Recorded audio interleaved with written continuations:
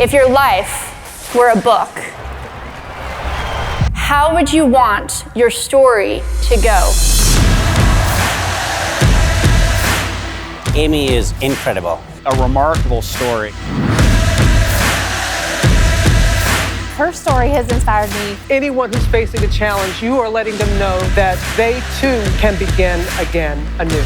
The challenges and the obstacles in our lives can only do two things. One, stop us dead in our tracks, or two, force us to get creative. Ladies and gentlemen, please welcome to the stage Amy Purdy. Amy Purdy. Amy Purdy. Amy Purdy. All I wanted was to be free. For the first time ever, I felt free, independent, and completely in control of my life. That is, until my life took a detour.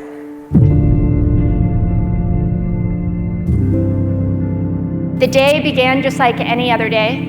I woke up feeling great as usual, but this day was different. I was so weak. Something was really, really wrong, and I realized that I couldn't feel my feet. I was diagnosed with something called meningococcal meningitis.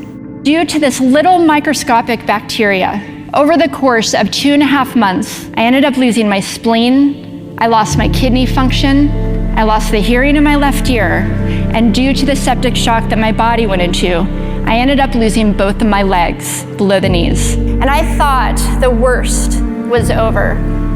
That is, until I saw my new legs for the very first time.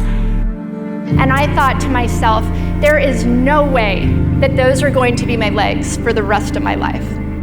And how was I going to snowboard again? Little did I know at that time that my biggest loss, my legs, would eventually become one of my biggest assets.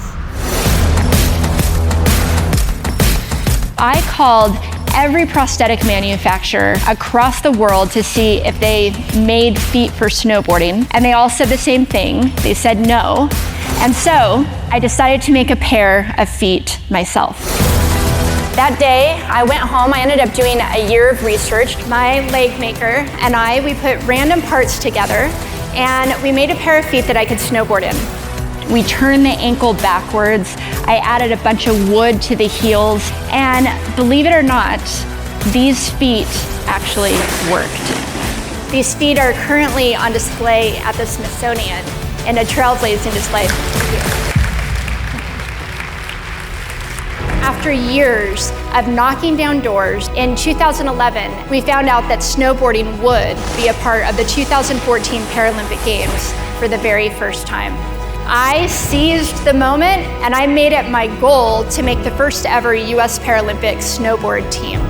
I gained about 20 pounds of muscle, and I made the US snowboard team, and I headed to Sochi, Russia, where I'm honored to say I became the first female to ever bring home a bronze medal in Paralympic snowboarding.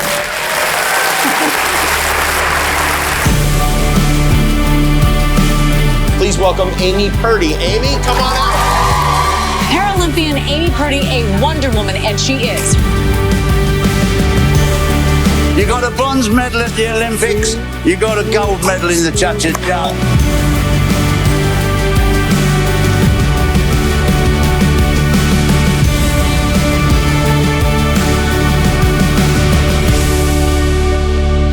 We decided to start a nonprofit organization called Adaptive Action Sports that gets youth, young adults, and wounded veterans with permanent physical disabilities involved in action sports.